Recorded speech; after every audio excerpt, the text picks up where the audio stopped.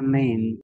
Bien, amados hermanos, amadas hermanas, gracia, paz y misericordia sea con todos ustedes. Bendiciones. Mi nombre es Fernando. Es un placer estar nuevamente con ustedes ahí en las redes sociales, en YouTube, en Facebook. Estamos ya saliendo por estas redes sociales y pedimos siempre el apoyo de todos ustedes. Si estos estudios les están siendo de mucha edificación, ayúdenos con un comentario, ayúdenos reaccionando al video y también compartiendo para que muchas personas también puedan conocer de lo que está aportando esto, el ministerio a la vida del pueblo del Señor.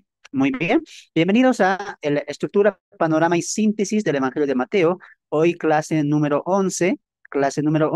Estamos recorriendo la estructura y estamos sintetizando puntos importantes de nuestro recorrido y ya hemos visto cómo Mateo está aportando al panorama que es eh, mostrar a Jesús como el rey de los judíos. Así que comenzamos.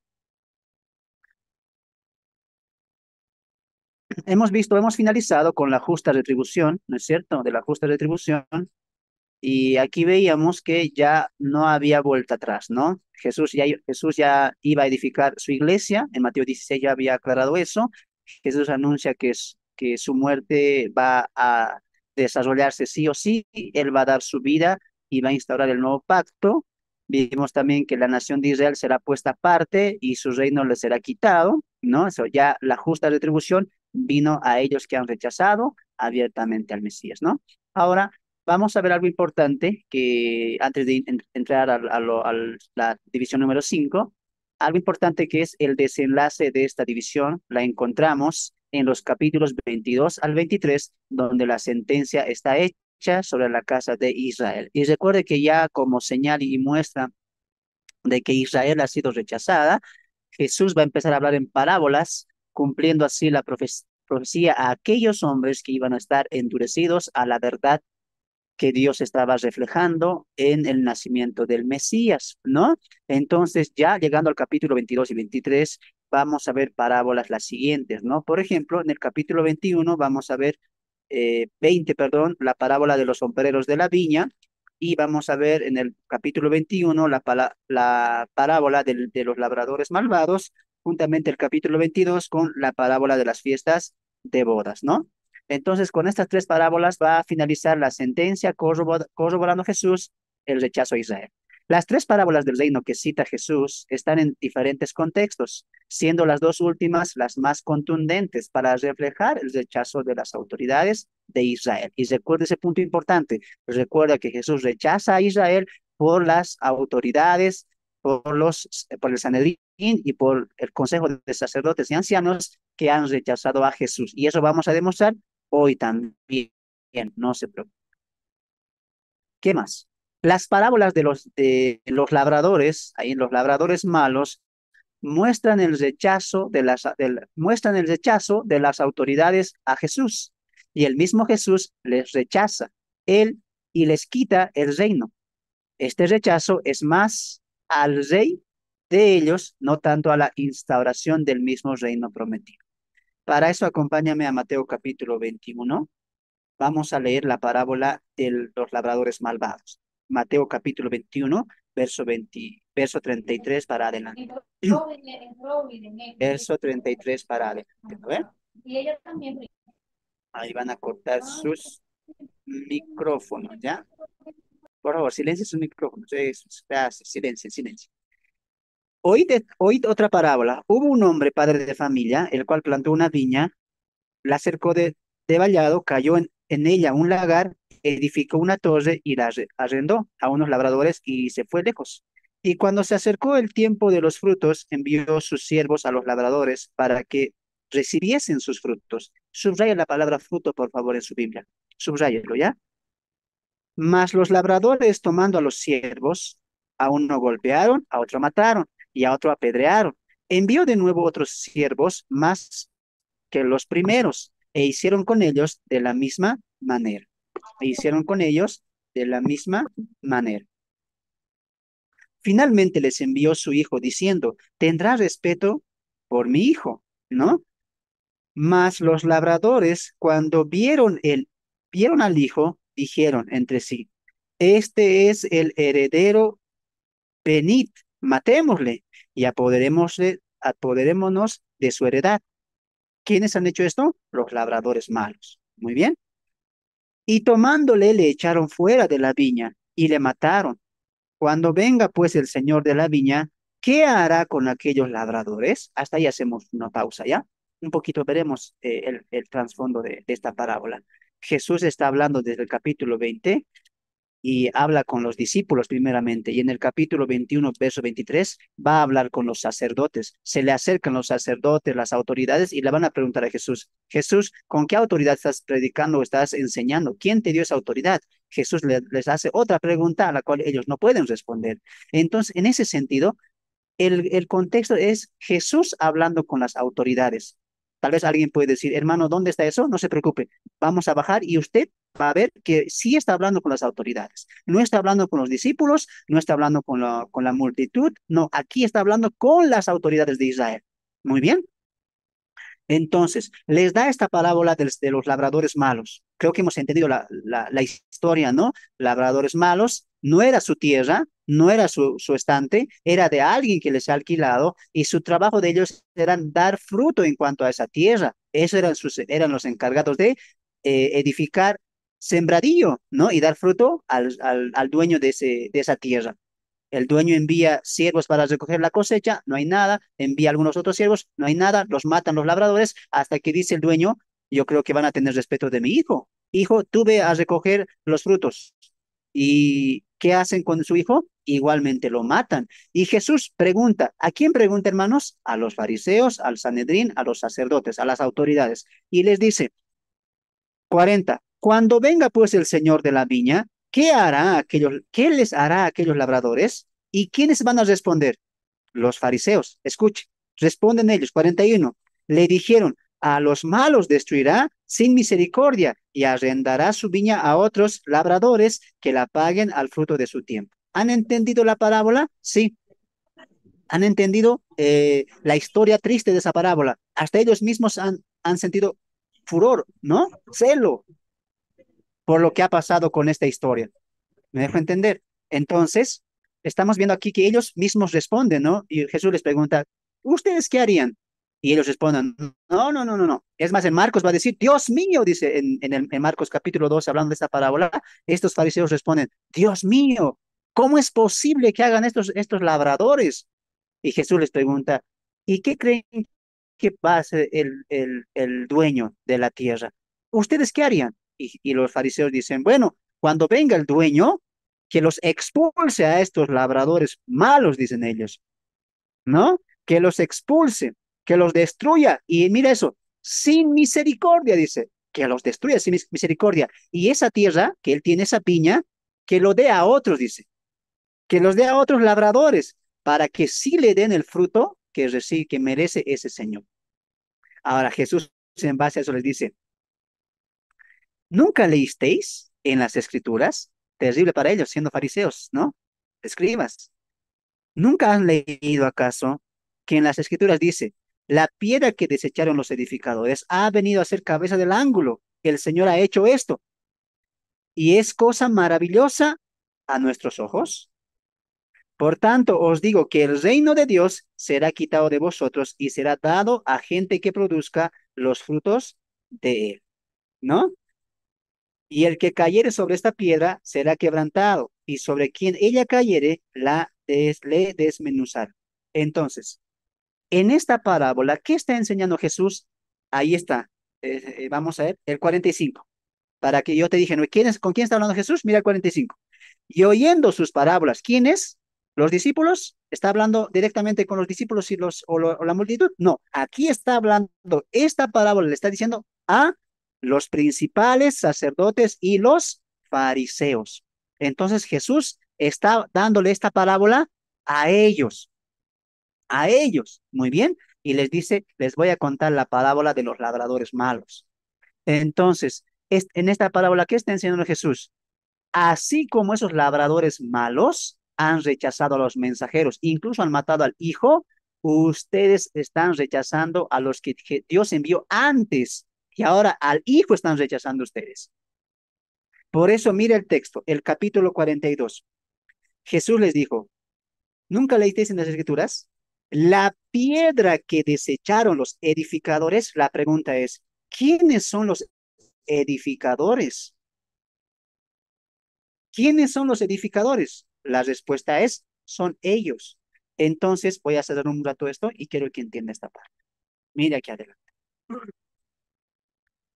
La elección de Israel era para la administración.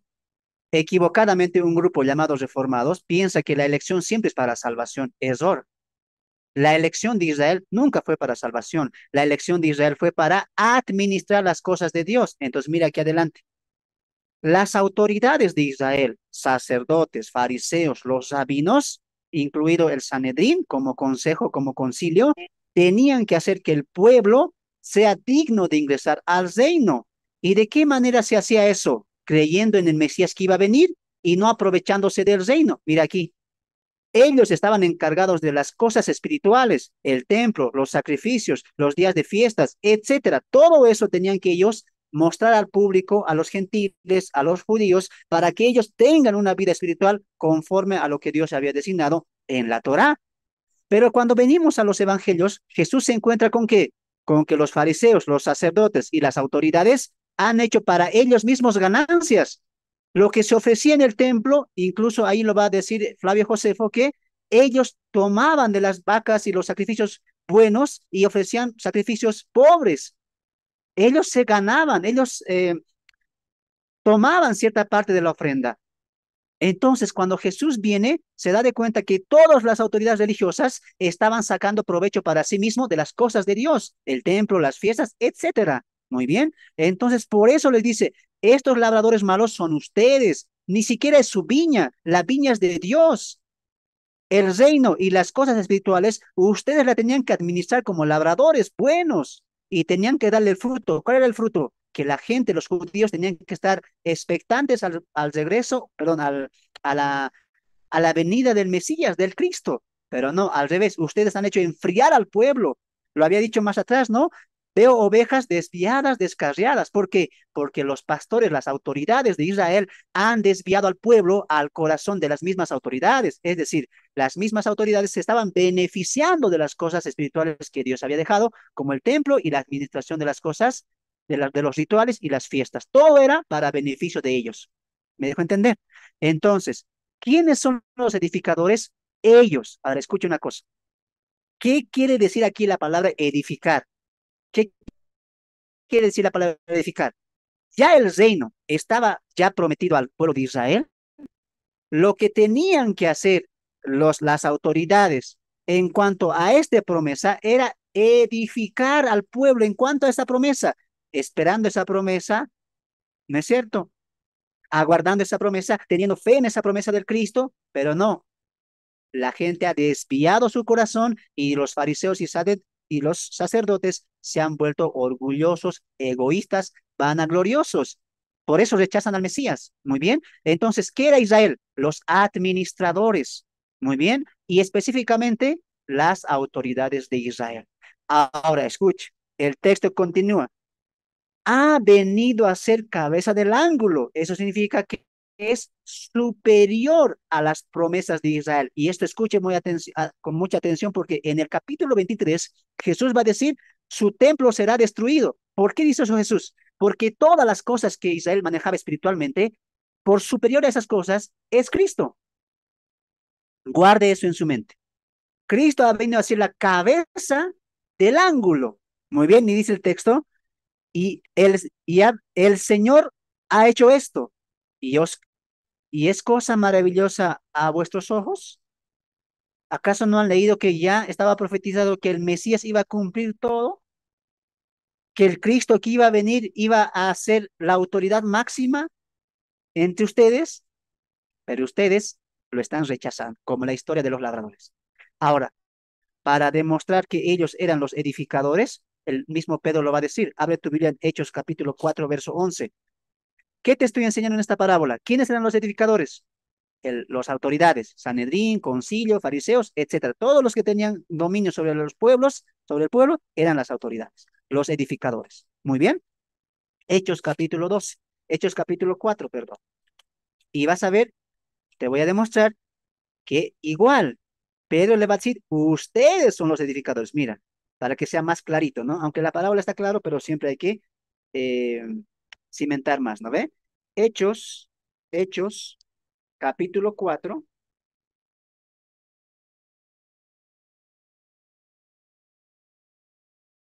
capítulo 4, verso 11, perdón. Jesús, ¿qué había dicho? Es la piedra reprobada, es cabeza del ángulo. ¿A quién se estaba refiriendo? A él, porque Pedro lo va a decir, mira, 4:11. Este Jesús es la piedra reprobada por vosotros los... Fernando no está mintiendo. Por eso te enseñé al principio que Dios, que Jesús rechaza a Israel porque las autoridades le han rechazado. Y las autoridades rechazando a Cristo han condenado a todo el pueblo. Muy bien, espero que estén entendiendo ese punto que viene incluso desde la Torah, desde el Antiguo Testamento, que Dios ha designado a autoridades que rijan a Israel. Muy bien, entonces al rechazar las autoridades, los edificadores, a la piedra que es Jesús, ellos mismos se han rechazado al reino. Muy bien, ahora mire, continuamos. Este Jesús es la piedra reprobada por vosotros, los edificadores, la cual ha venido a ser cabeza del ángulo. Sencillo entonces. En la parábola del labrador malvado, Jesús le está acusando, ustedes están rechazando al rey, ojo, no al reino, al rey están rechazando.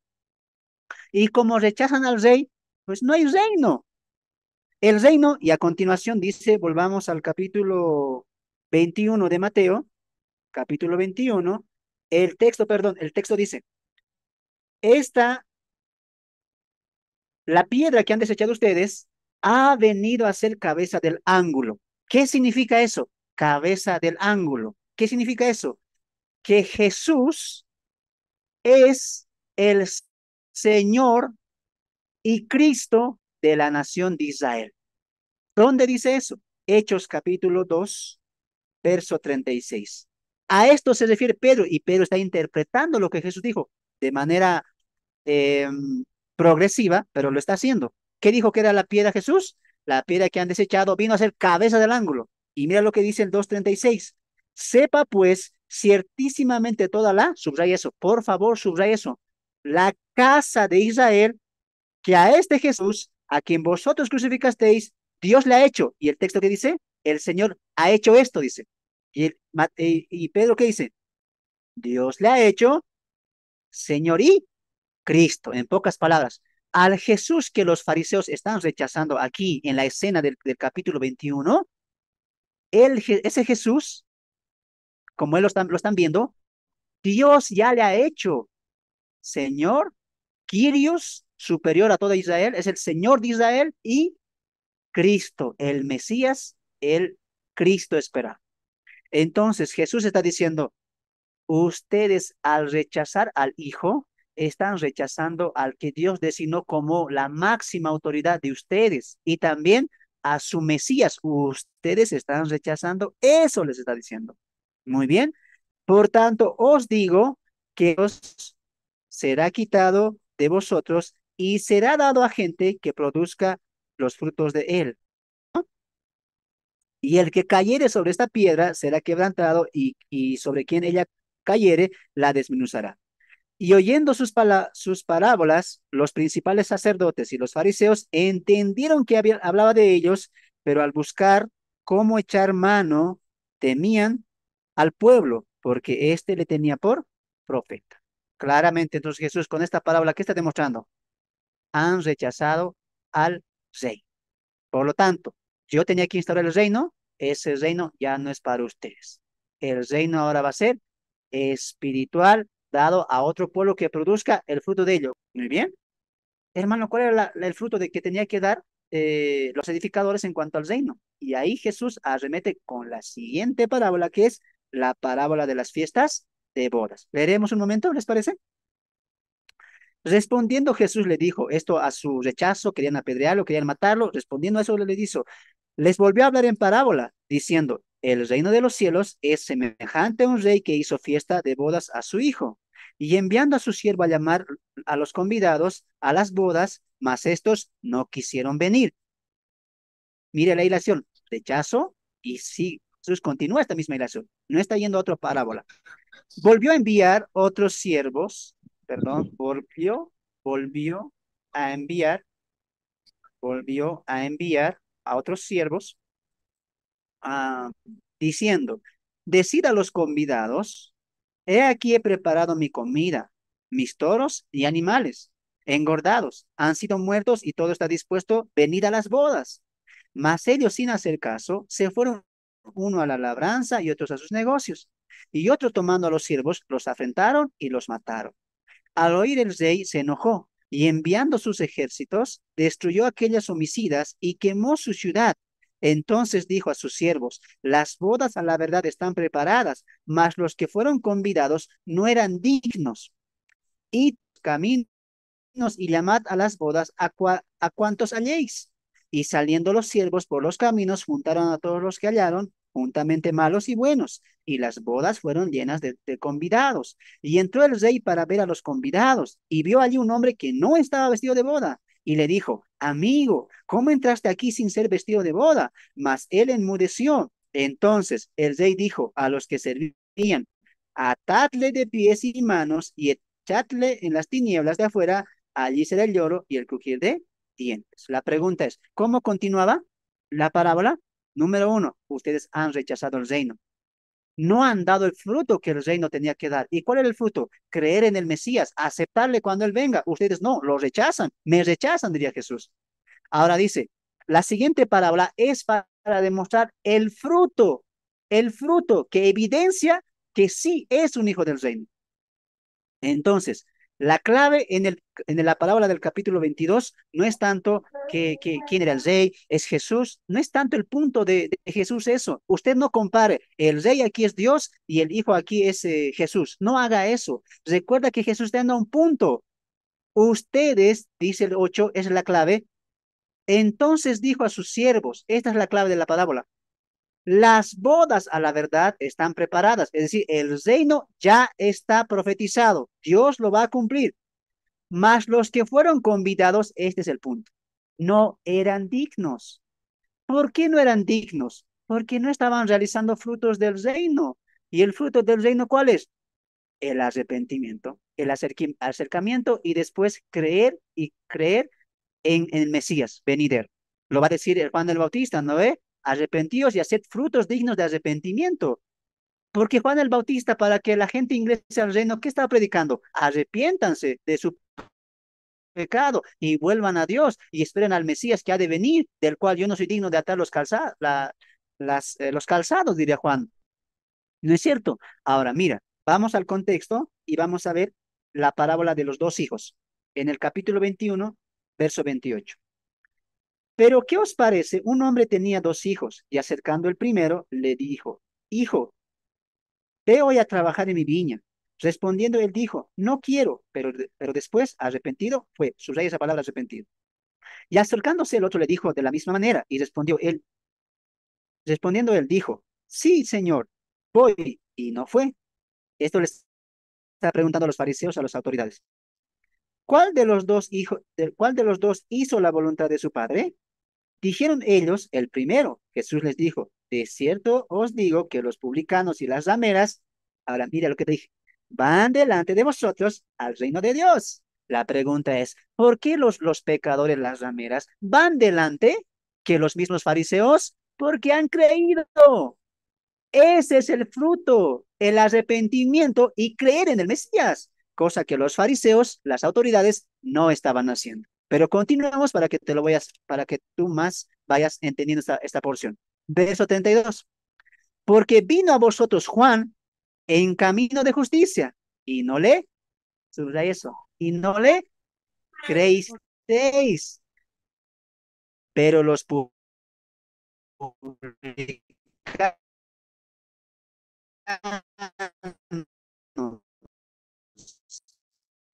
y que dice el texto. Eso, no hay que exagerar en las parábolas, no exagere. No está hablando aquí de Dios, tampoco está hablando del Hijo que es Cristo. Solamente Jesús está dando a una historia, nada más. Muy bien. ¿Y el punto cuál es? Ustedes no son dignos. ¿Y por qué no somos dignos? Porque no creen en el reino. Ustedes han hecho su propio reino acá. Fariseos, saduceos, Sanedrín, han hecho su propio reino. Ustedes, egoístas, confundiendo y pervirtiendo el verdadero reino que iba a venir con el Mesías. Muy bien. Entonces, con este rechazo, Jesús nuevamente confirma el rechazo de ellos para con el Cristo. ¿No es cierto? Están rechazando al rey. El capítulo 23 de Mateo es la acusación que hace Jesús a los fariseos, mostrándoles el corazón de esa generación, la cual iba a rechazar el rey. Entonces, avanzamos un poco y llegamos al capítulo 23, ¿no es cierto? Interesante porque en el contexto, primeramente, los sacerdotes no se quedan así, ¿no? Ni los fariseos. Todavía van a quedar arremeter contra Jesús. Primero van los fariseos, luego van los saduceos, perdón, primeramente van los herodianos junto con los alumnos de los fariseos, luego van los saduceos, los fariseos. Quieren de una u otra manera hacer caer a Jesús.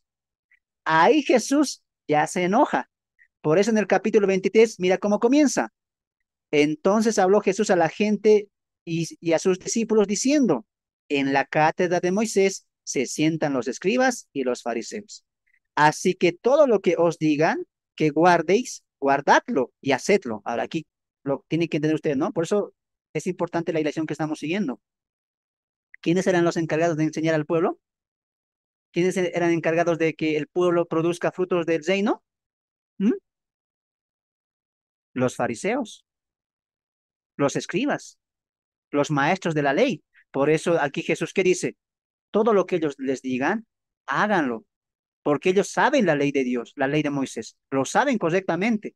Entonces Jesús está corroborando el ministerio de ellos. Y eso lo vemos en el Antiguo Testamento. Por eso te dije, el rechazo a la casa de él de manera nacional es por causa de estos fariseos, de estas autoridades que han rechazado a Cristo. Al rechazar a Cristo las autoridades, Cristo ha rechazado a toda la casa de Israel. Muy bien. Entonces, Jesús dice, créanle, créanlos, hagan todo lo que ellos les dice, guárdenlo y hacedlo, dice, ¿no? Mas no hagáis conforme a sus obras, porque dicen y no hacen. Ahí está. Hablaban bien, la Torah enseñaban bien. Va a venir yo me imagino, ¿no? A los fariseos, hermanos, va a venir el Mesías. Muy pronto saldremos de la opresión de los romanos, aquí de los césares, dejaremos de pagar impuesto. Dios, nuestro Dios, el Dios de nuestros padres, enviará a nuestro Mesías. Hay que guardar sus mandamientos, sus pactos que nos dejó nuestro padre Moisés, dirían. Jesús viene, da las señales y él dice, yo soy. ¿Y qué hacen? Lo rechazan. Hipocresía religiosa. Dicen, pero no hacen. En ese contexto, Jesús, yo no voy a leer todo, espero que ustedes lo hayan leído, va a arremeter contra todo con estas autoridades. Les va a tratar de generación de víboras, les va a tratar de que ellos son hipócritas, les va a tratar de que ellos van a recibir mayor condenación, les va a decir que son ciegos, les va a decir que son insensatos, les va a decir que no van a escapar del fuego del infierno, ¿no? También les va a decir que eh, pervierten la ley y la justicia, ¿no? También les va a decir que son ciegos, que primeramente se limpien a ellos y después limpien al pueblo. Tremendo eso, ¿no? Mira el verso 26. Fariseo ciego, limpia primero lo dentro del vaso y del plato para que también lo de afuera sea limpio. Ay de vosotros, escribas y fariseos, hipócritas, porque sois semejantes al sepulcro blanqueado, porque por fuera, a la verdad, se muestran hermosos, limpios. Eran la más grande autoridad. Y Jesús dice, mas por están llenos de huesos muertos y de toda, wow, inmundicia. Ay de vosotros, escribas y fariseos, hipócritas, porque edificáis los sepulcros, los profetas y adornáis los monumentos de los justos. Entonces, contexto. Jesús aquí ya está remetiendo con todo. Como estamos, como dimos, no hay vuelta atrás. Y los capítulos 21, 22 y 23 confirman, ratifican que el pueblo se ha endurecido. Las autoridades no van a aceptar a Jesús. Lo van a crucificar sí o sí. Está completamente ratificado.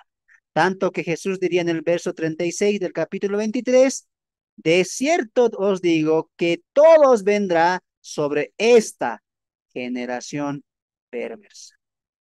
Muy bien, entonces aluciendo a toda la casa de Israel. Y así finalizamos nuestra división número 4, ¿no? Prodigios y rechazos al rey. Prodigios y rechazos al rey. Nos faltaba esa partecita completar, ¿no? Con eso ya hemos completado. Completamos completamente. Hoy entramos a la quinta división, ficciones futuras del rey, capítulo 24 y capítulo 25 de Mateo. Así que bienvenidos, avanzamos ya nomás. Solo voy a completar esa porción más de la clase pasada, ratificando y confirmando que ya no hay vuelta atrás. El reino se les ha quitado y han sido rechazados por parte del rey. 5. Predicciones futuras del rey, capítulo 24 y capítulo 25. La casa quedó desierta. El rechazo de Israel trajo el rechazo del rey. Tras las fuertes declaraciones de Jesús ante los fariseos, y ahí podemos añadir también los escribas, declaraciones que se dieron en el templo, y esto es importante que entiendan. ¿Dónde se está dando esta discusión? En el templo. En el templo. Ahí Jesús está enojado, hermano. Está enojado. Jesús está completamente celoso de lo que han hecho estos hombres, de lo que han hecho las autoridades. No hay más. Son malos, perversos, víboras, no van a escapar. No hay más. Entonces Jesús está dando declaraciones muy fuertes a los fariseos, ¿no? ¿Dónde? En el templo. Jesús sale y desde acá empezaría su profecía y su sermón profético. Pero antes de eso, abre tu Biblia en Mateo capítulo 23 y vamos a ver lo que va a pasar los tres últimos versículos, 37, 38 y 39. Él sale, ¿no? Él sale, ya deja de hablar, ya les dijo todo lo que tenía que decir Jesús, ya les ha condenado por su terco corazón y dice, Jerusalén, Jerusalén. Yo me imagino en muchos, incluso Flavio Josefo dice que muchos historiadores piensan que acá Jesús estaba llorando, ¿no? Porque él clama fuertemente y si seguimos el contexto, parece que sí. Aquí hay emociones encontradas en cuanto a Jesús, hermanos. Está enojado, está triste porque Israel está rechazando el reino. Y mira las palabras, por eso te digo que nuestra interpretación es correcta, porque yo te dije que las autoridades rechazan y de esa manera rechaza todo Israel. Y Jesús aquí no dice fariseos que han rechazado, no, dice Jerusalén, ¿ve? Los toma a todos, a todo el pueblo. Jerusalén, Jerusalén, que matas a los profetas y apedreas a los que te son enviados. ¿Cuántas veces quise juntar a tus hijos como la gallina junta los polluelos debajo de las alas y no quisiste? Qué triste. Esta es una escena que a mí me quebranta mucho cuando la leo, ¿no? Y siento el corazón de Jesús. Lo han rechazado el pueblo y él en su humanidad siente este rechazo, obviamente un rechazo que duele porque él es judío, él era el prometido al pueblo de Israel, pero bueno, ¿no? Él dice los he querido juntar muchas veces, pero ¿quién no ha querido? Ustedes no quisisteis. Y aquí va a decir la profecía. He aquí vuestra casa, ¿y esa casa qué significa? Israel. Vuestra casa os es dejada desierta. Lo que vimos en la parábola del hombre con la casa limpia, ¿no? Viene un hombre, la barre, dice, ¿no? La casa de aquel hombre la deja limpia, adornada, saca a los demonios, el demonio vuelve. ¿Por qué vuelve? Porque ya ese hombre se ha ido. Y Jesús en su primera venida estaba limpiando a Israel con sus palabras, con sus señales, pero con este rechazo Jesús ya dice, ya no hay más, voy a morir y voy a partir de acá y los voy a dejar solos. La casa de Israel va a quedar desierta y como dice la parábola del hombre con el corazón con demonios inmundos, que cuando ese demonio va, busca 7 más y vuelve a la casa, ¿no es cierto? La condición de aquel hombre viene a ser peor que la primera. y eso va a pasar. Israel, después de la ascensión de Jesús, completamente va a decaer hasta nuestros días de hoy. Por eso siempre digo, hermanos, Israel ya no está vigente en esta dispensación como la vemos allá en Medio Oriente. Ese país de Israel ahora no es la Israel de Dios. La Israel de Dios va a tener su restauración en la etapa de la tribulación. Dios va a volver a tratar con el pueblo. Aquí Jesús ya está dejando claro eso. Vuestra casa os dejará desierta. Y mira lo que dice el 38. ¿Por qué os digo que desde ahora, qué ahora? Desde este rechazo, no me veréis hasta que digáis, bendito el que viene en el nombre del Señor. ¿Cuándo sucede eso? En la segunda venida. ¿Por qué? Porque en la etapa de la tribulación y la tribulación y gran tribulación, Dios va a volver a tratar con su pueblo escogido Israel. Hermano Fernando, entonces podemos orar ahora por Israel, etcétera. No, en el sentido de que ese Israel es el pueblo escogido de Dios. No, esta Israel de acá es una Israel nacional, es como cualquier país. Usted ore por Israel, ore por Colombia, ore por Chile, por Bolivia, por Argentina. Dios está trabajando con la iglesia ahora. Ha hecho un paréntesis con la iglesia y ha colocado un pause al trabajo con Israel.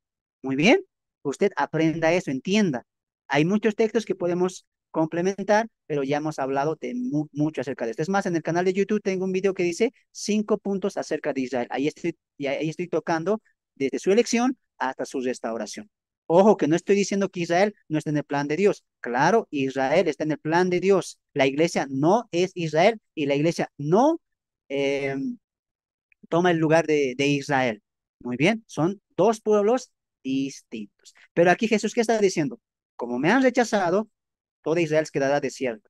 El Mesías se va y no me van a volver a ver ustedes hasta que vuelva y ahí digan, bendito el que venga. ¿Cuándo pasa eso? En la segunda venida. ¿Cómo pasa eso? Porque Jesús viene y los judíos van a estar perseguidos por el anticristo y ahí va a ser la salvación, ¿no? Y van a citar algunos salmos que dice la profecía de los profetas menores.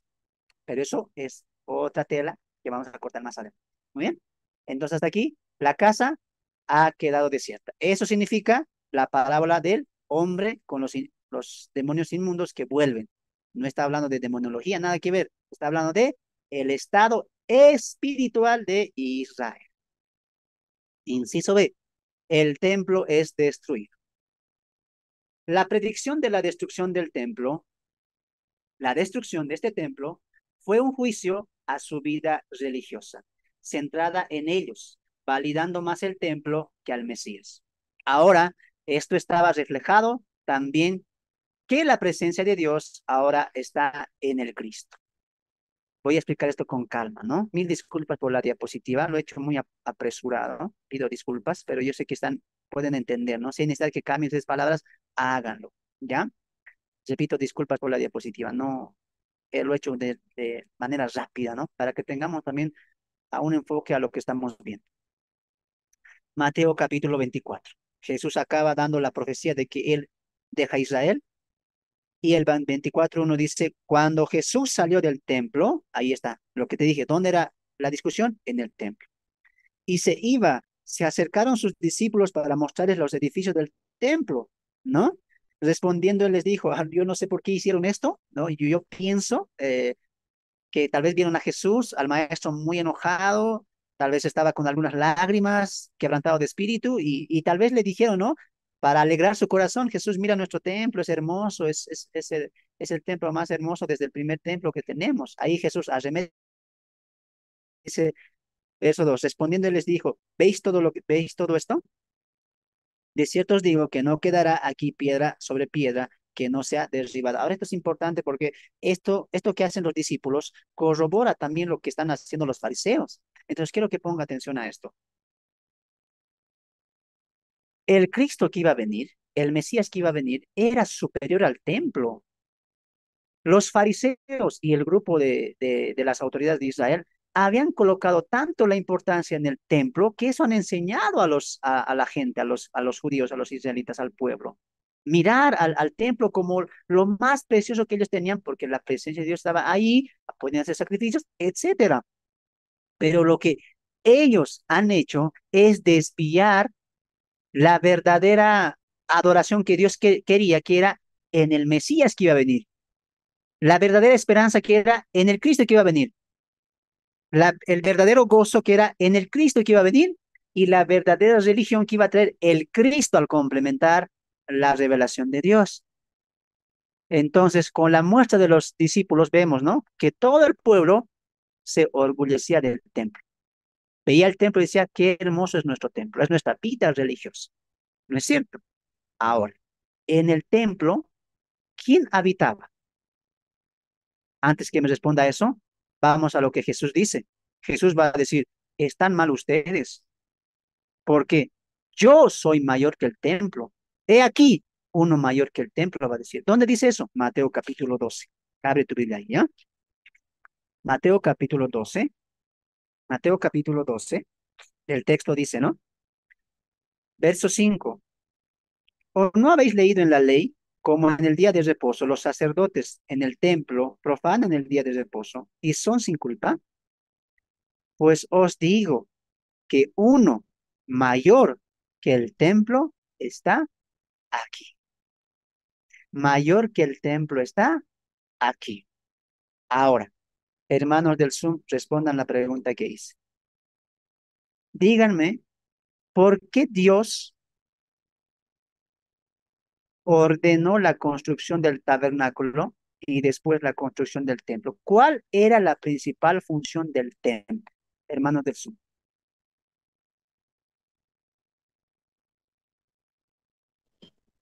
Para mí es la presencia de Dios en ese lugar, donde la congregación o el pueblo se reunía para, para adorarlo.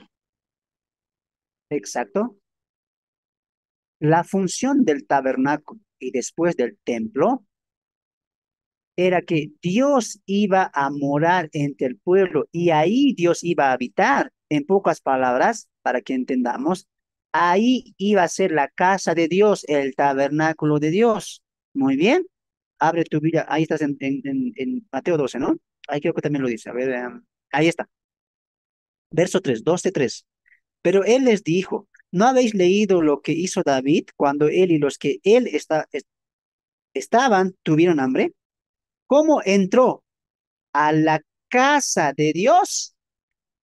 Entonces, el templo tenía la función de que ahí iba a habitar la presencia del Dios de Israel, que esa iba a ser su tabernáculo, su casa, su morada iba a ser. Pero con la revelación de Jesús, ¿qué estamos viendo ya con Pablo más claramente? Que en Jesús habitaba ya Dios. A ver, quiero explicar esto con calmita. Muy bien, mira aquí adelante. Antes de que Jesús venga, Dios el Padre o el Dios de Israel o Jehová para ellos, ¿dónde habitaba? En el templo, ¿no es cierto? Ahí habitaba. Pero la profecía de Isaías, ¿qué dice? Nacerá un niño y le colocarán su nombre Emmanuel, que significa Dios entre nosotros. Entonces, mira aquí adelante. Cuando Dios le dice a Moisés, Moisés, construye un tabernáculo así, de estas medidas, así de alto, con este material, el propósito ¿cuál era? Yo quiero estar en medio de ustedes. Quiero habitar entre ustedes, dice Dios. Dios quiso estar con su pueblo, lo dice Éxodo. Muy bien. Ahora, cuando Jesús viene, ya vemos al mismo Dios en Cristo. Está en él. Muy bien, entonces ya el templo pierde su valor. Ya estaba en Cristo el cumplimiento de la presencia de Dios entre ellos. Por eso Juan, ¿qué dice? ¿Mm? Y vimos la gloria, gloria como la del unigénito Padre, en medio de nosotros. Por eso Jesús, ¿qué dice? El que me ha visto a mí, ha visto al Padre, porque Él y yo, uno somos. ¿No es cierto? Entonces, el templo físico ya ha perdido su valor. ¿Por qué? Porque ya Jesús estaba demostrando el carácter del Padre, los atributos del Padre y la presencia del Padre mismo. Muy bien, por eso quiero que me acompañes a este misterio. Ahora aquí ponemos un pause a la línea de Mateo y nos vamos a la iglesia.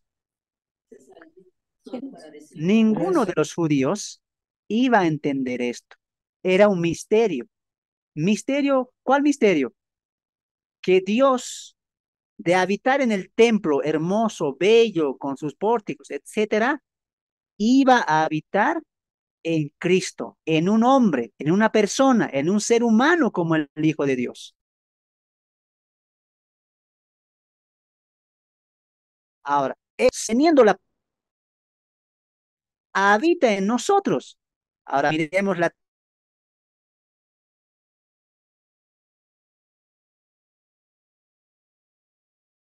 comunicar con su creación, que quiere habitar entre su, que le gusta estar entre su, así es nuestro Dios. Muy bien.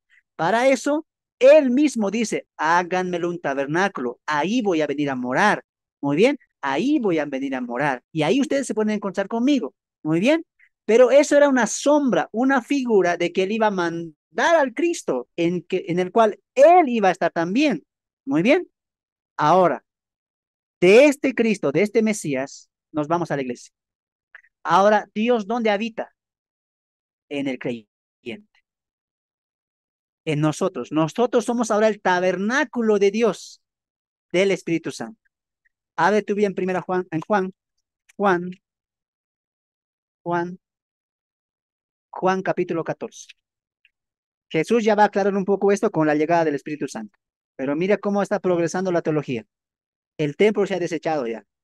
Desde ya el templo ha perdido su valor, porque su único valor era que Dios estaba ahí. ¿Me dejo entender? Pero como ya Jesús estaba acá, las cosas han cambiado. Juan capítulo 14, verso 6. Juan capítulo 14, verso 6. Juan 14, 6. El texto dice, Jesús dice, yo soy el camino, la verdad y la vida. Nadie viene al Padre si no es por mí. ¿Cómo la gente se acercaba al Padre, a Jehová? Y tenían que ir sí o sí al templo. Ahora no. Jesús es el acceso a eso. Superior al templo. Juan capítulo 17, verso 20. Mira, en la oración sacerdotal, escucha lo que dice 20.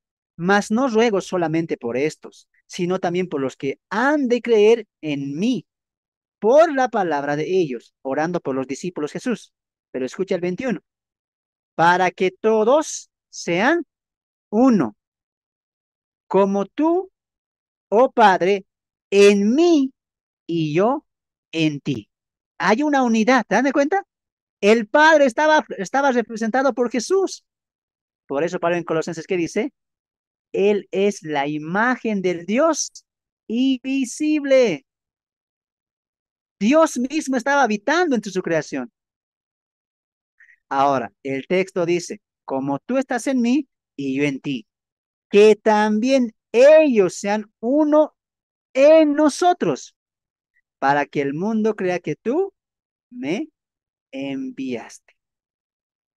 Escuche, y la gloria que me diste, yo les he dado, para que sean uno, así como nosotros somos uno.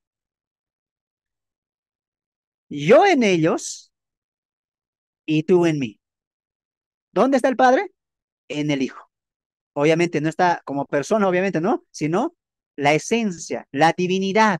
Están compartiendo esa esencia divina. Dios está mostrándose al hombre a través de Cristo. Él está dejando de reflejar la divinidad completa en su humanidad. Ahora el texto dice, yo en ellos y tú en mí, para que sean perfectos en unidad, para que el mundo conozca que tú me enviaste y que los has amado a ellos como también a mí me has amado. Yo en ellos, dice. Esto era el misterio que Pablo va a desarrollar en Colosenses capítulo 1, verso 27. Colosenses capítulo 1, verso 27. Si a alguien tú le decías en esa época, Jesús va a habitar en un hombre, ¿quién te iban a tachar de loco? Estás mal, te iban a decir. Pero ese era un misterio que Pablo va a reflejar, que Dios va a habitar en nosotros, en los creyentes, en la iglesia. Y mira lo que Pablo dice, Colosenses capítulo 1, verso 27. Vamos a leer desde el 26, ¿ya? O leemos desde el 24. 24. Ahora me gozo en lo que padezco por vosotros y cumplo en mi carne lo que falta de las aflicciones de Cristo por su cuerpo, que es la iglesia, de la cual fui hecho ministro según la administración de Dios que me fue dada para con vosotros, para que anuncie cumplidamente la palabra de Dios. ¿Y qué va a anunciar? El misterio que había estado oculto desde los siglos. Ah, Dios quería demostrar algo en la línea teológica desde el tabernáculo. Mira,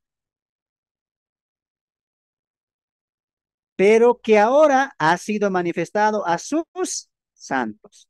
¿Cuál es el misterio, Pablo? Dinos. Muy bien, verso 27. A quienes Dios quiso dar a conocer las riquezas de la gloria de este misterio entre los gentiles. Y aquí está el misterio. ¿Qué es Cristo? En vosotros. ¿Mm? La esperanza.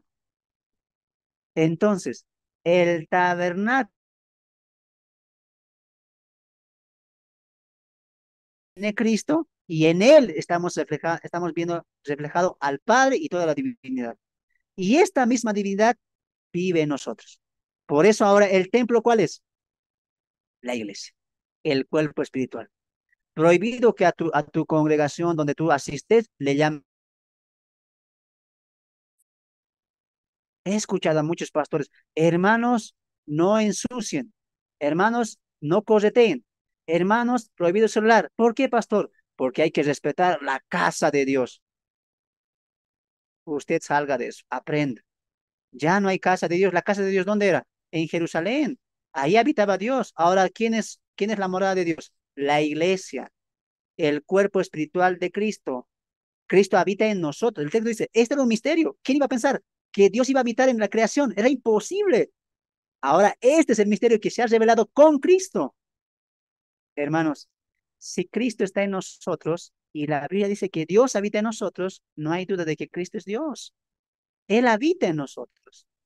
Entonces, más allá de decir, no hagan ruido en el templo, no hagan ruido en la iglesia, compórtense bien en la iglesia, lo que deberíamos nosotros mejorar en conducta, en carácter, es nosotros mismos, porque nosotros somos el templo de Dios.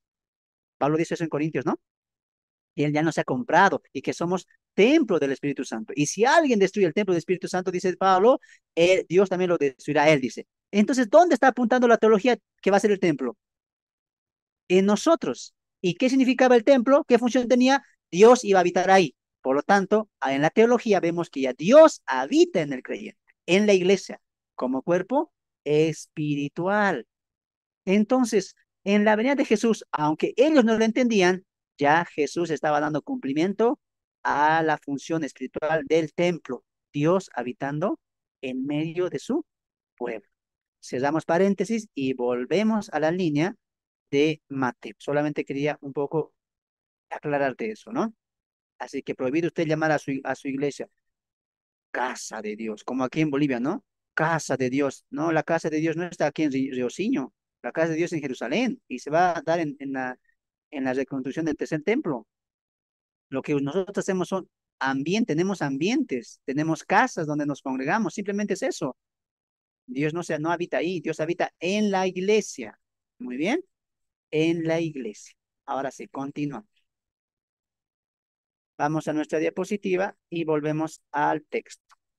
Bien, con la destrucción del templo, está demostrando Jesús que ya el templo ha perdido su valor, ¿no? Y como lo hemos visto, ya la teología ha ido progresando. Esta noticia afecta a los sentidos de los discípulos, los cuales preguntan a Jesús por estas palabras, para lo cual Jesús sentándose sobre eso en el monte de los olivos va a responder sus preguntas. ¿Quién no, no? Imagínense, un templo que se tardó en construirse más de 50, 60 años, tan hermoso, que Jesús diga, no va a quedar piedra sobre piedra, a quien sea, dañaría los sentidos, las emociones. A eso los apóstoles, los discípulos van a preguntar. Mateo capítulo 24, y ahí nos ingresamos directamente con el sermón profético. Mateo capítulo 24, verso 3. Y estando él sentado en el monte de los olivos, los discípulos se le acercaron aparte, diciendo, dinos, ¿cuándo serán estas cosas? ¿Y qué señal habrá de tu venida y del fin del siglo? Ahora voy a dictar lo que significa estas tres preguntas, ¿ya? Así que anote. Voy a esperar un momento, tengan su lapicito listo, ¿ya? La primera pregunta es, ¿cuándo serán estas cosas? Anoté, Esta pregunta se refiere a lo dicho por Jesús en cuanto al templo. Esta pregunta va dirigida a lo que Jesús dijo o predijo en cuanto al templo, a lo que dijo en cuanto al templo. ¿Qué había dicho Jesús en cuanto al templo? Va a ser destruido, no va a quedar piedra sobre piedra. A esto los discípulos preguntan, ¿cuándo serán estas cosas? ¿Eso a qué se refiere? A la predicción de la destrucción del templo. Otro dice, ¿y qué señal habrá de tu venida? ¿Por qué, hermano Fernando, los discípulos preguntan eso? Porque el que había dicho en el verso 38, desde ahora no me veréis hasta que digáis. Así que los discípulos están preguntando correctamente, ¿qué señal habrá de que cuando tú vuelvas? Tú ya dijiste, no me veréis hasta que vas a quedó desierta la casa de Israel. Y naturalmente ellos preguntan, ¿qué señales, o sea, eso, qué señales habrá de tu venida? Esta pregunta, esta pregunta, esta pregunta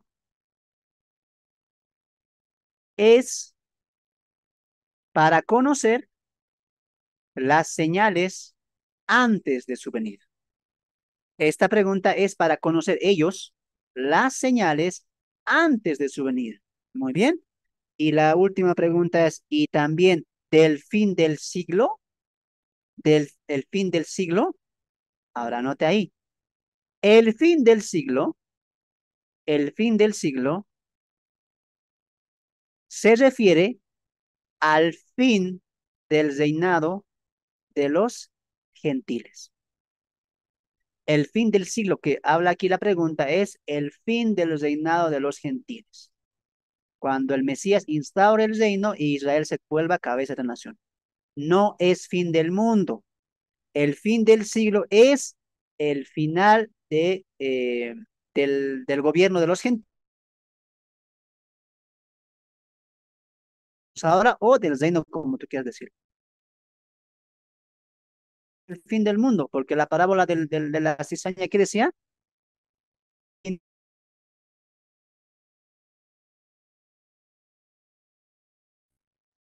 no es cierto, no hay fin del mundo. Muy bien, acá en esta porción de la escritura. Entonces hacen estas preguntas ellos, a eso Jesús va a responder. Pero ¿dónde se sienta Jesús? Importante eso, ¿no ve? Porque una de nuestras palabras claves, ¿cuál era? Monte. Por lo tanto, Jesús de aquí para adelante va a hablar del reino. Muy bien, del reino venidero. Muy bien, no va a hablar a la iglesia. Aquí no están preguntando, ¿y qué será de la iglesia? No, todo este contexto es judío. Para ellos, están preguntando en cuanto a su reino. Están preguntando en cuanto a las señales de su reino. Y están preguntando en cuanto a la destrucción de su templo. ¿Vemos aquí a la iglesia? No, además ya dijimos que ningún evangelio habla de la iglesia, excepto Mateo 16, que habla en futuro, edificaré mi iglesia. Estamos en un contexto netamente judío. Por lo tanto, todo lo que Jesús va a hablar aquí, ¿para quién es? ¿Para la iglesia? No, es para Israel, es para ellos. Muy bien, espero que haya entendido eso. Toda la respuesta de Jesús gira en cuanto a la pregunta que hicieron, ¿no? Que es señal habla de tu venida y del fin del siglo. ¿Por qué digo esto? Porque Jesús la primera pregunta no va a responder. La primera pregunta, ¿cuál era?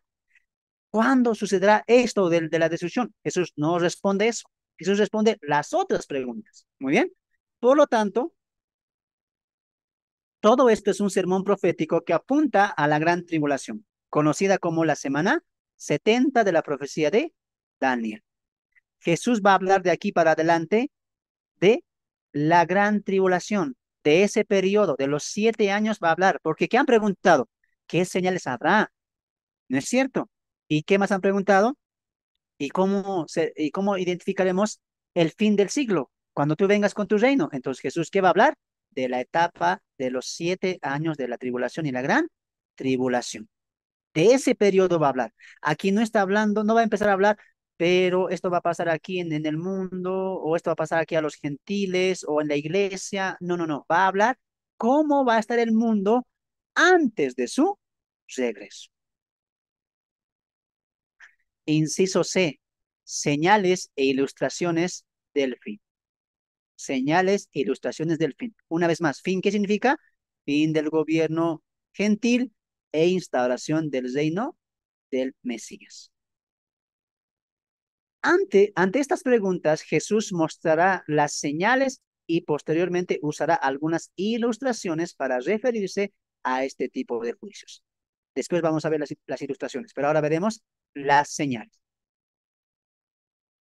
Uno, señales de conflicto político, social, religioso. Del verso 4 al verso 13, Jesús va a decir, ¿no?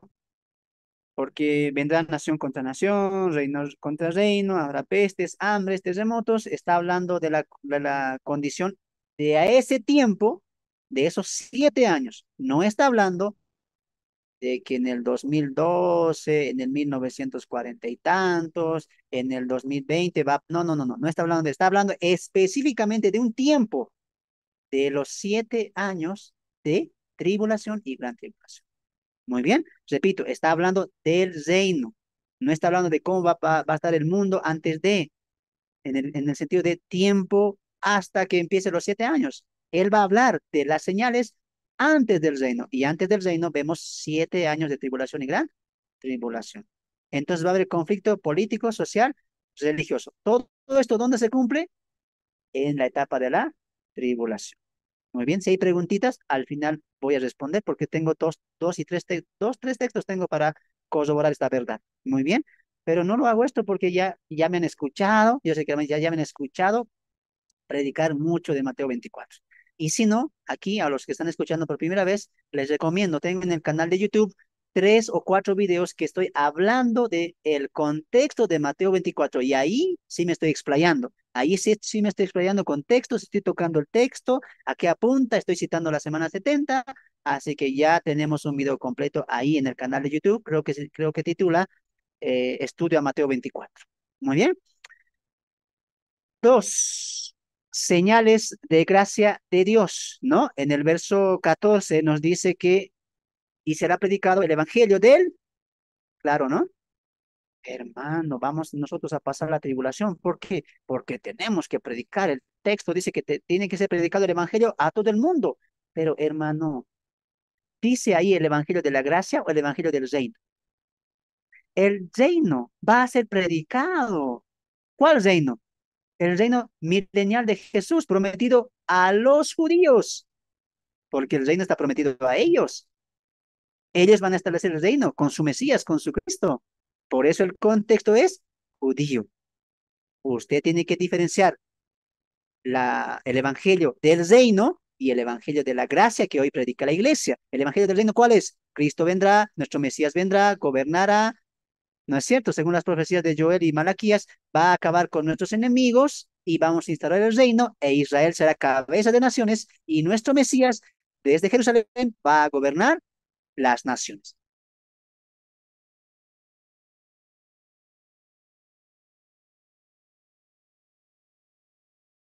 Hay perdón de pecados.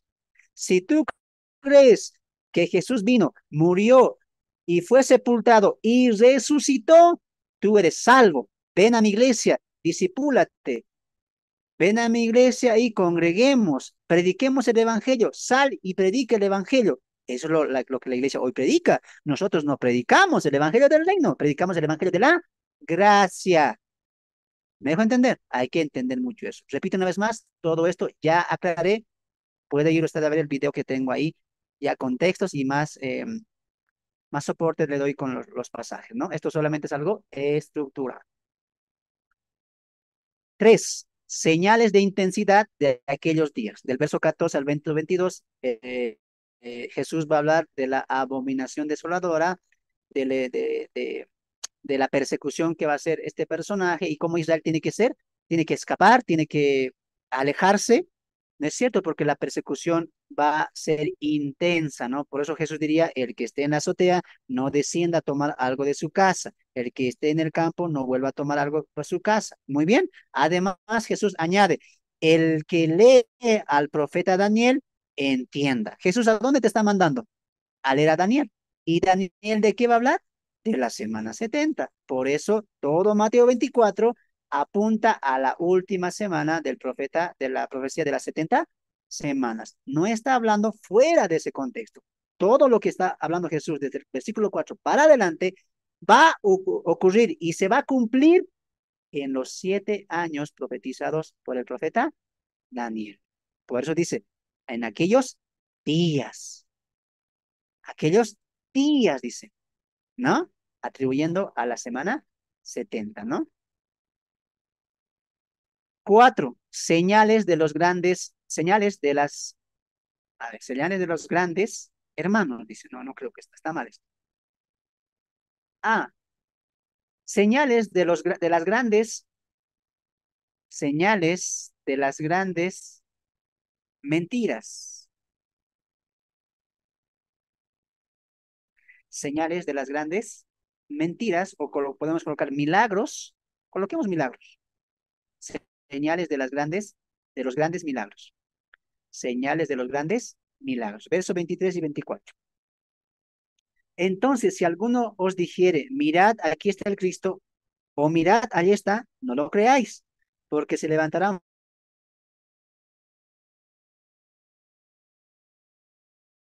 Si fuese posible, aún a los escogidos. ¿Quiénes son estos escogidos? No es la iglesia, tampoco es Israel. Muy bien, tampoco es Israel como pueblo. Ahí está hablando de del remanente de Israel. Pero ojo, no dice que los va a engañar. Dice, si fuese posible, no está afirmando, los va a engañar, como he escuchado, ¿no?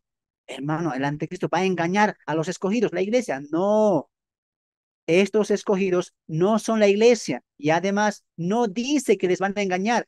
Si fuese posible, dice. Ahora, ¿por qué dice si fuese posible? El punto de Jesús es demostrar la intensidad de estos grandes milagros que van a hacer los falsos profetas, los cuales van a engañar. Y eso se corrobora también por la escatología bíblica. Te lo demuestro. Abre tu Biblia en Apocalipsis capítulo 13. Luego te llevo a una epístola de Pablo, ¿ya?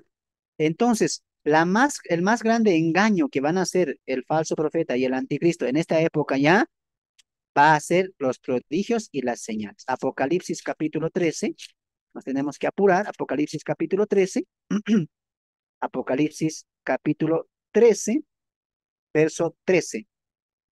Vamos a leer desde el 12. Desde el 11, ¿ya?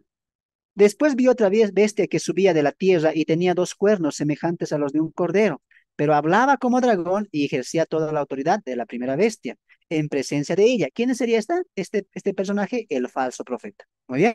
Y hace que la tierra y los moradores de ella adoren a la primera bestia, cuya herida mortal fue sanada. Prodigios, milagros. Y mira, también hace grandes señales de tal manera que aún hace descender fuego del cielo delante de los hombres. Entonces, cuando Jesús dice, harán grandes prodigios y señales, si fuese posible, va a engañar a los escogidos. ¿A qué está apuntando Jesús?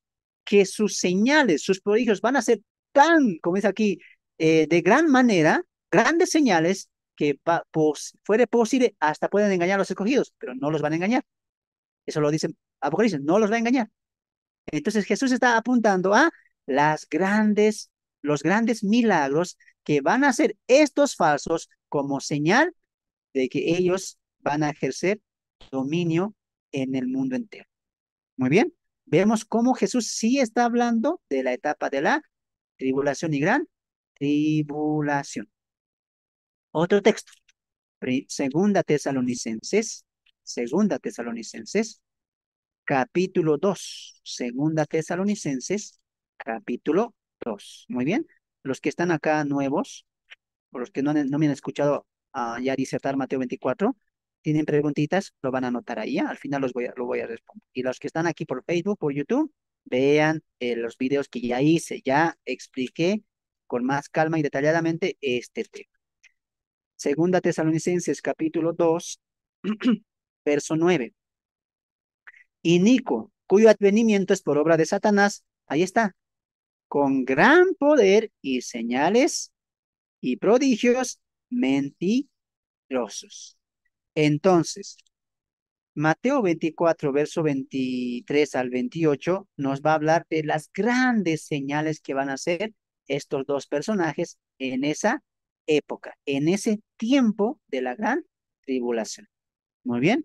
¿Qué han preguntado los discípulos? Señales. Y Jesús les está diciendo, ah, muy bien. ¿Quieren señales antes de mi venida? Ah, muy bien. Señal número 5, señales en el firmamento. Verso 29 al verso 30 nos dice que inmediatamente después de aquellos días, el sol se oscurecerá, la luna no dará su esplendor, las estrellas caerán y las potencias del cielo serán conmovidas. Muy bien. Y al final vemos el reconocimiento de las señales. Hasta aquí, por favor, ponga mucha atención. Los discípulos han preguntado, Jesús, ¿qué señal habrá de tu venida? Y Jesús responde, habrá señal de un conflicto político, social, religioso, nación contra nación, reino contra reino, etcétera, pero también va a haber una señal, que el evangelio del reino se va a estar predicando por todo el mundo. Pero también va a haber otra señal, se va a intensificar la persecución de la abominación desoladora. Y ustedes, judíos, escapen, huyan. Ojalá que no les agarre esto en el día de Shabbat, en el día de reposo, incluso añade Jesús. Obviamente está hablando de los judíos. Más señales, muy bien. Habrá señales de falsos profetas que van a hacer grandes milagros, prodigios y señales. Tanto así va a ser estas señales que aun que si fuese posible van a engañar a los escogidos. Repito una vez más, los escogidos no son la iglesia, tampoco es Israel como pueblo restaurado. Refiere al remanente de Israel. Repito, si hay preguntas, al final. Luego, otra señal, el firmamento. El cielo, el sol se oscurecerá, la luna no dará su esplendor, las estrellas caerán y las potencias serán conmovidas. Bueno, discípulos, ¿querían señales? Bueno, aquí están las señales. Ahora, verso 32 al 33, vamos a hacer el reconocimiento de las señales. Muy bien. De la higuera, aprended la parábola. Cuando ya su rama esté tierna y brotan las hojas, sabéis que el verano está cerca. Así también vosotros, cuando veáis todas estas cosas, conoced que está cerca a las puertas. Muy bien, permítanme un momento. ¿Alguien puede buscármelo esto en la versión NT, NTV o LTA o TLA? Por favor, voy a esperar. Hermanitos, no se vayan porque voy a abrir la Biblia digital. Muy bien, quiero demostrar este texto que es contundente. Si hasta aquí tú has pensado que Israel es la higuera, no te muevas de ahí. Muy bien. Si alguien ha encontrado en otra versión, por favor, lea. Lea capítulo 24, verso 32 al verso 33. Mientras yo aquí abro la Biblia, ¿ya? Adelante.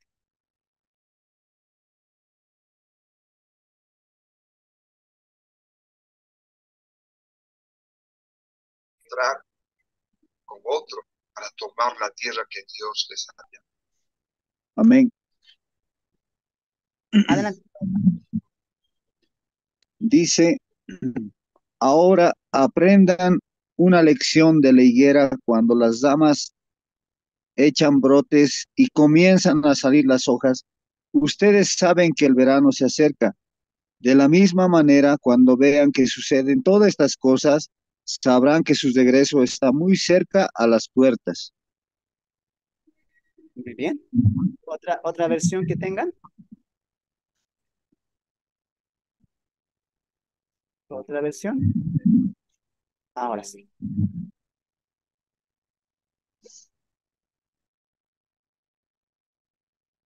Muy bien. ¿Qué Yo, versión? yo, Adelante. Dios, pastor, buenas noches. Dios habla hoy.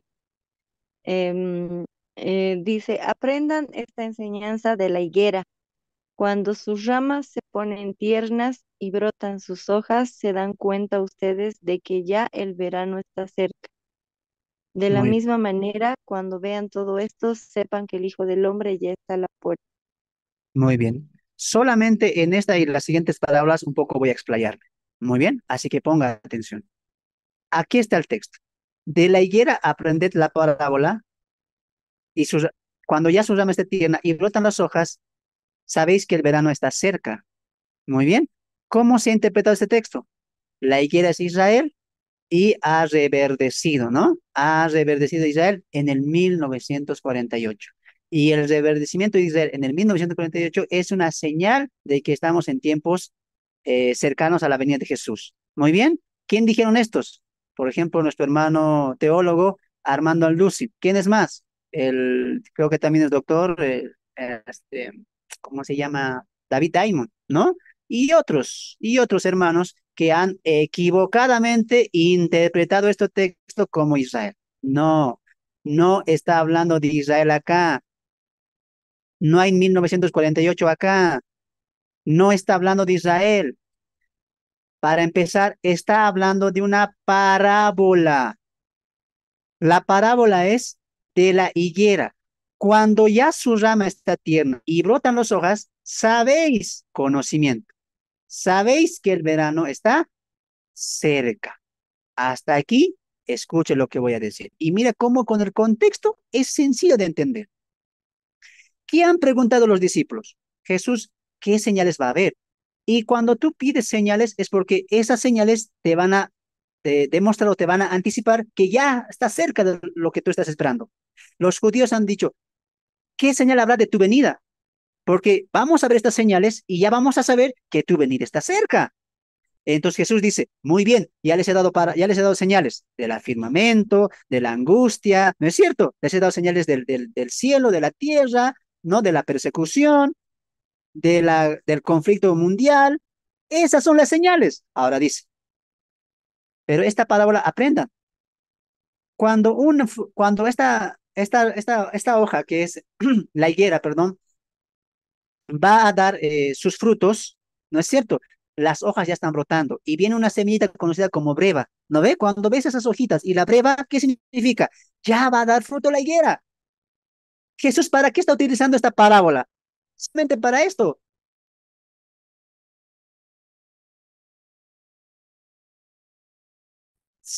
Míralo, por este punto está utilizando Jesús esta parábola. Sabéis que el verano está cerca. ¿Por qué saben que el verano está cerca? Porque han visto las hojas, brotar las hojas, porque han visto que la rama está tierna. Cosas que se ven. Muy bien. Ahora mire aquí. Así también, yo no entiendo por qué hablan de Israel. Así también, vosotros, cuando veáis, cuando veáis, ¿qué cosa? Estas cosas. ¿Qué cosas? ¿1948? No. ¿Qué había dicho en el contexto? Señales en el cielo y en la tierra, las potencias serán conmovidas, ¿no es cierto? Ah, los milagros que eran los falsos profetas, la persecución, los rumores y guerras en diferentes países, todo esto son señales que ustedes van. Y cuando vean estas cosas, no dice aquí 1948, no vemos restauración de Israel. Qué triste esa mala interpretación. Eso se llama eisegesis. Estas cosas son todo lo que ha dicho Jesús de las señales, lo que yo te nombré en 6, ¿no ve? Te nombré. Todas esas cosas son señales. Señales. Muy bien. Entonces volvemos acá. Mire la pantalla. Cuando veáis estas cosas, conoced. Ahí está. Y mire la pantalla. Este conoced, ¿acaso no es lo mismo que sabéis?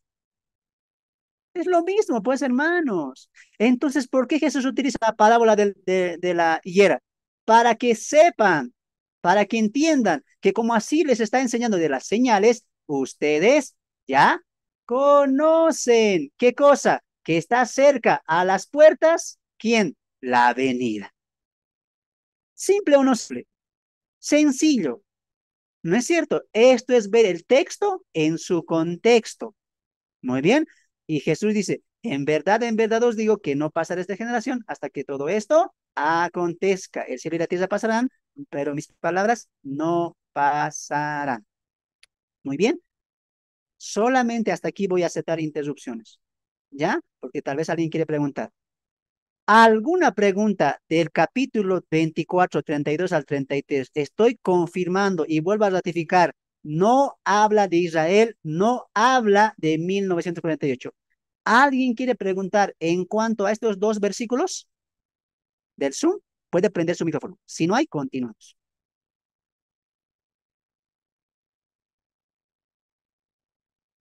Muy bien.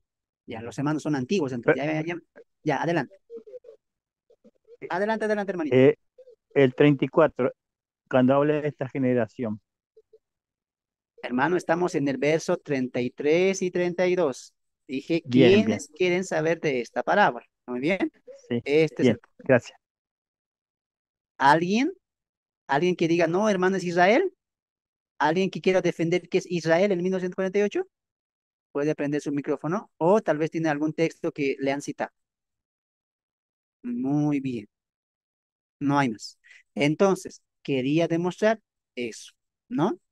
Que también ya lo demostré con varios sustentos bíblicos. Ahora, ¿en qué punto estamos? En el reconocimiento de las señales. Y aquí usted tiene que poner mucha importancia. Un momento, voy a dejar de compartir porque quiero explicar y ya la batería está acabando. Así que pide aquí adelante. En esta última parte, Jesús va a decir señales e ilustraciones. Son dos cosas distintas. Jesús va a utilizar señales antes de su venida y va a utilizar ilustraciones en cuanto al tiempo de su venida. Ponga mucha atención. Entonces, en cuanto a sus señales antes de su venida, ya no se ha dicho. Conflictos, matanza, persecución, falsos milagros, falsos maestros, en la tierra, el sol, la luna, las estrellas van a tener una convulsión. Y Jesús dice, discípulos, hey, me han preguntado cuáles son las señales, ¿no es cierto? Sí, aquí está, aquí está. Y discípulos, cuando una higuera va a dar fruto, ¿qué pasa? La hoja está bien, empieza a dar pruebas, etcétera, ¿no ve? Las ramas están tiernas, muy bien. Y cuando ustedes ven eso, ¿qué concluyen?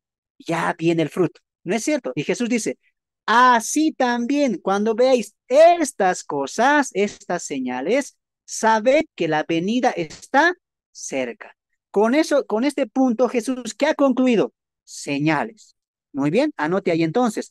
Hasta el verso 34, 33, Jesús ha concluido con las señales. De aquí para adelante Jesús va a hablar ilustraciones o parábolas también. Va a utilizar un sentido, un recurso literario, alegórico. Va a usar ilustraciones. Repito una vez más. Hasta aquí el verso 34, 33, Jesús, ¿qué ha dicho? Señales. Cuando miren estas cosas, sabed que el verano o que está cerca a las puertas. Y de aquí para adelante Jesús, ¿qué va a decir? Ilustraciones en cuanto al día, al momento exacto. Muy bien. Hermanos del Zoom, ¿se me ha entendido eso, por favor? ¿Sí? ¿Se entendió eso? La división que hice, señales, ilustraciones. Muy bien. Bien, hermano. No me dijeron, no me dicen nada, entonces yo creo que deben entender. A ver, ¿se entendió, hermanos? ¿O no se entendió? Amén, pastor. Muy bien. Para avanzar, hermanos, hay que correr, Sí, sí. porque ya ahora continuamos. Ahora, entonces, pasamos a las ilustraciones. Muy bien, pasamos a las ilustraciones. Pasamos a las Hay ilustraciones. una pregunta, hermano. Alguien levantó la mano. Sí, tenemos que correr, hermanita. Preguntas al final. Ya di un tiempo para que puedan preguntar. Avanzamos. Ya, ilustraciones. Señales e ilustraciones del fin. Inciso C. Ante estas preguntas, Jesús nos mostrará las señales, perdón, ante estas preguntas, Jesús mostrará o muestra las señales y posteriormente usará algunas ilustraciones para referirse a este tiempo de juicio. ¿No es cierto? Muy bien. No, esto ya vimos esto. Ah, ya, acá está. Repetir la diapositiva, perdón. Ilustraciones del tiempo del fin. Acá está. Ilustraciones del tiempo del fin. Estas ilustraciones van a ser usadas por Jesús en el contexto específico del día y la hora. Como tiempo cronos, en cuanto a su venida, el punto central es nadie sabe del día y la hora, a diferencia de las señales que serán visibles. Muy bien, entonces escuche esta parte. ¿Ya? Jesús ahora va a tocar el tiempo exacto, el tiempo cronos. que viene, de ahí viene nuestra palabra cronología. Muy bien. Entonces Jesús va a decir, de ese tiempo cronológico, del cuándo y qué día va a ser, ahí sí, ahí ustedes no van a saber. ¿Por qué Jesús? Porque nadie sabe del día y la hora. A ustedes ya les he dicho lo que sí van a saber, lo que sí van a ver, las señales. Así que acompáñenme al capítulo 24, verso 36. Pero, ahí Jesús dice, va a hablar en cuanto al día y la hora, pero del día y la hora nadie sabe, ni aun los ángeles de los cielos, sino solo mi Padre. Entonces Jesús ya no está hablando de las señales, Jesús va a empezar a hablar del día y la hora. Y lo que Jesús quiere enseñar a los discípulos, ¿qué es? Que del día y de la hora nadie sabe. Y para enseñar este principio va a utilizar ilustraciones. Muy bien. Ilustración número 1, la ilustración de los días de Noé. La ilustración de las dos mujeres, la ilustración de las dos mujeres, la ilustración de las dos mujeres, mis disculpas ahí.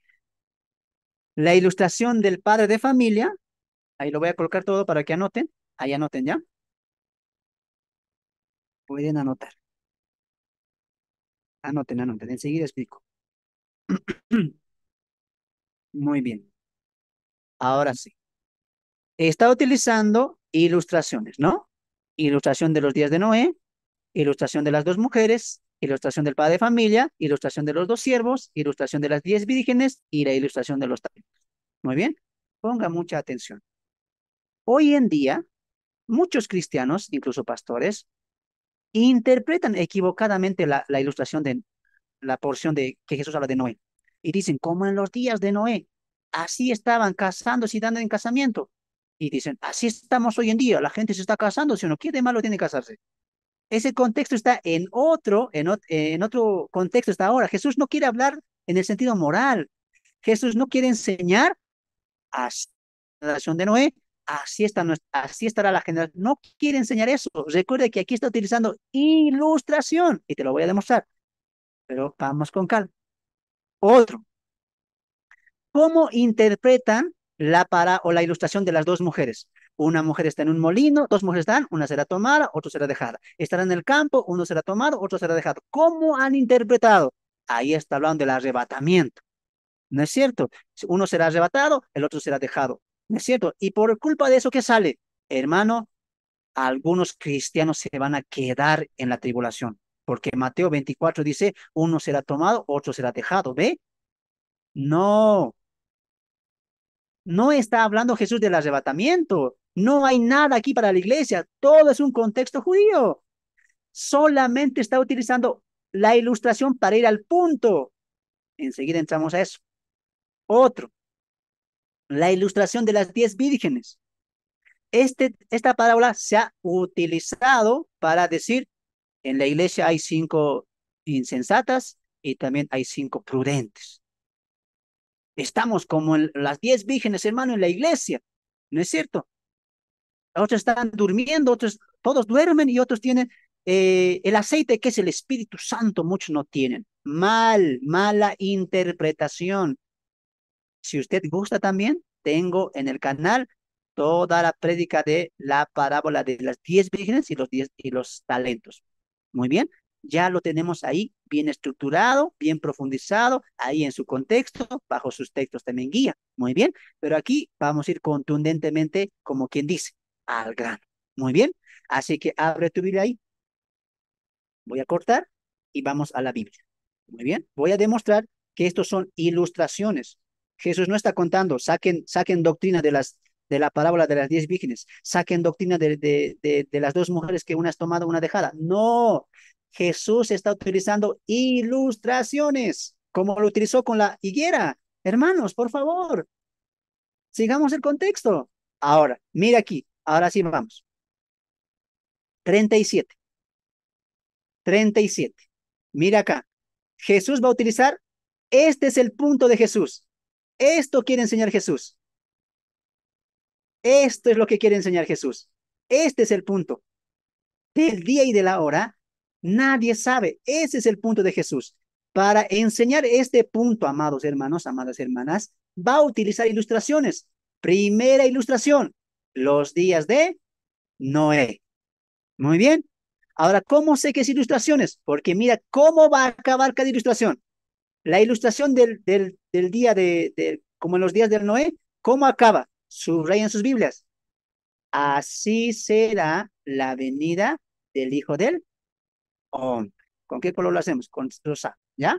Mire, más como en los días de Noé, que estaban casándose, etcétera, así será el día de la venida del Hijo del Hombre. Y aquí está, mira, hasta el día en que no entró en el arca y no entendieron hasta que viene el diluvio y se lo llevó a todos, así será la venida del Hijo del Hombre.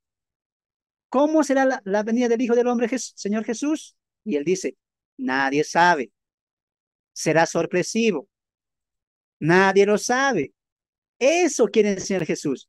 Cuando ellos entraron, cuando vino el diluvio, ¿sabían ellos qué día iba a llegar? No. Así será la venida del Hijo del Hombre, dice Jesús.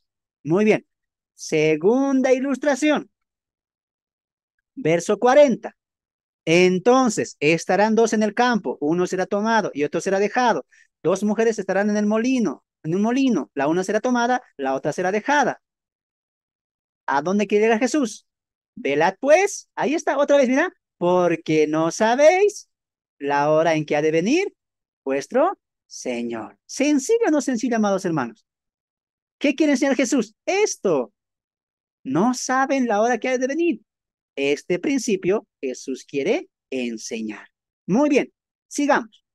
Tercera ilustración, verso 43. Verso 43. Pero sabe de esto, mira la ilustración del padre de familia, que si el padre de familia supiese a qué hora el ladrón habría de venir, velaría y no dejaría minar su casa. Por tanto, también vosotros estad preparados. Mira, otra vez, porque el Hijo del Hombre vendrá a la hora que no penséis. Nota usted, amado hermano, que Jesús está siguiendo una línea o Jesús está partiendo las ilustraciones. No, Jesús está utilizando ilustraciones y el mismo punto continúa. Vamos a otra ilustración. Muy bien, vamos a la otra ilustración. 46. Bienaventurado aquel siervo cuando su señor venga y lo haya así. De cierto os digo que sobre todos sus bienes lo pondrá. Pero si aquel siervo malo dijera en su corazón, mi señor tarda en venir y comenzar a golpear, etcétera, etcétera. 50. Vendrá el señor de aquel siervo, ahí está, a la hora que no sabe. Hermano, esto es ver el texto en su contexto. Ahora, vamos al capítulo 25. Muy bien, capítulo 25. Y Jesús no va a hablar de otro tema, menos va a hablar de la iglesia. No entiendo por qué aplican esto a la iglesia. No tiene nada que ver. Muy bien, mire. Entonces, el reino de los cielos será semejante a 10 vírgenes. Tú ya sabes la historia, pero vamos acá. Mira, después vinieron las otras vírgenes diciendo, Señor, Señor, ábrenos. Mas él respondió, dijo, de cierto os digo que no os conozco. Ahora, aquí está la clave. ¿Por qué Jesús habla la palabra de las 10 vírgenes? Velad, porque no sabéis a qué hora ha de venir el Hijo del Hombre. ¿Es sencillo o no es sencillo, hermanos, cuando seguimos el contexto? Jesús quería enseñar hartas cosas, diferentes cosas. La situación moral del pueblo con la ilustración de Noé, no. Jesús quería enseñar del arrebatamiento con la enseñanza de las dos mujeres en un molino, no.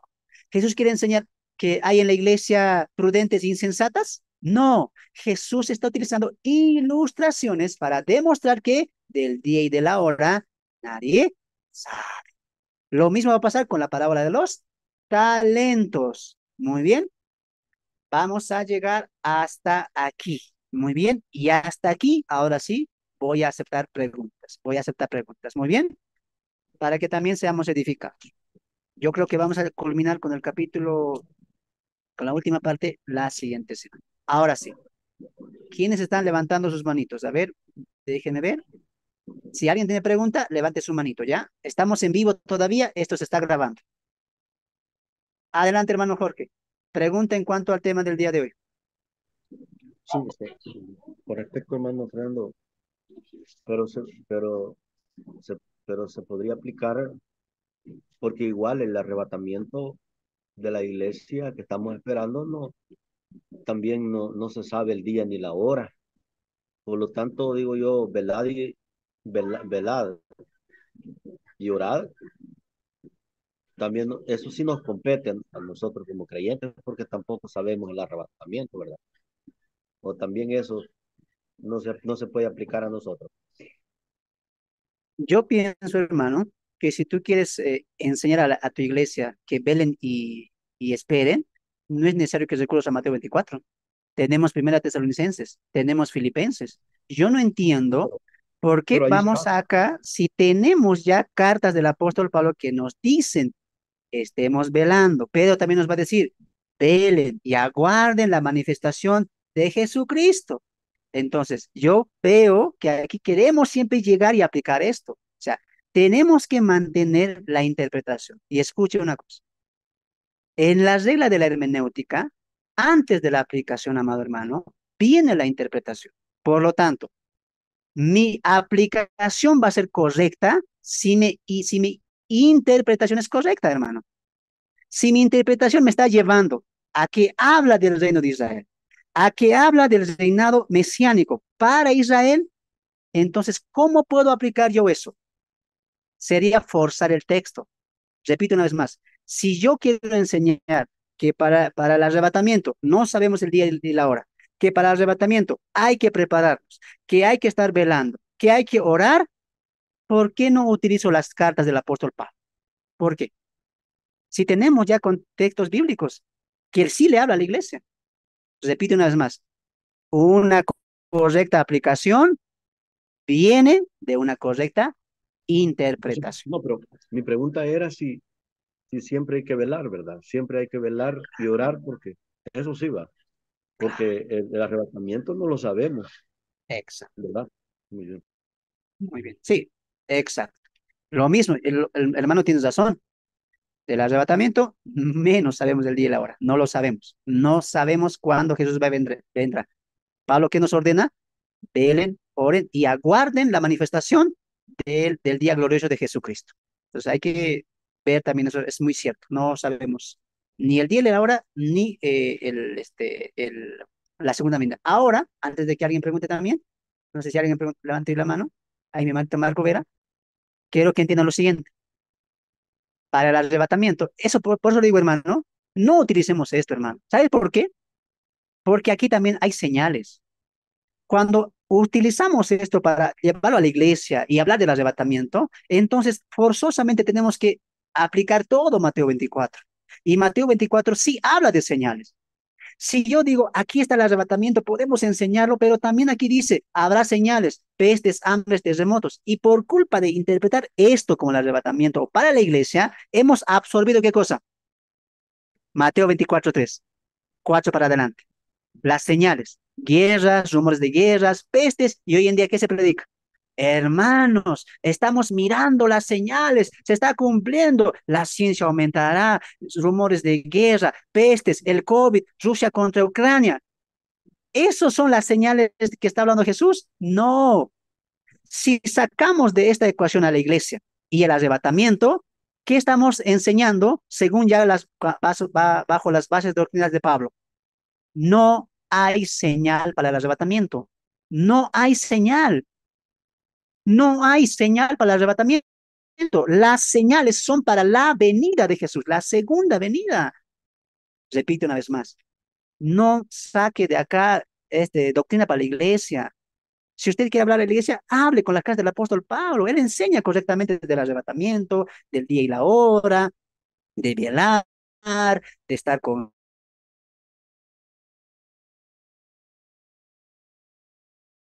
antes, de aquí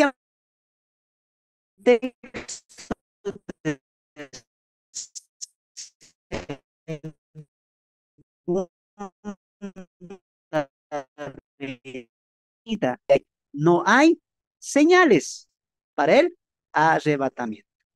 Hermanito Marco Mer, adelante. Bendiciones, amado hermano Fernando, y con todos, ¿no? Excelente noche. Una duda, no sé, una pregunta, me surge con respecto a lo que Jesús dice que nadie sabe el día ni la hora, sino solo mi Padre. Entonces, esa parte lo que da a entender es que Jesús no sabía el día y la hora, ¿cierto? La pregunta es ¿por qué no lo sabía? Y si solo lo sabía el Padre, ¿por qué? ¿Me explico? Sí, sí, entiendo, hermanito. Ya, y si dice que solo el Padre.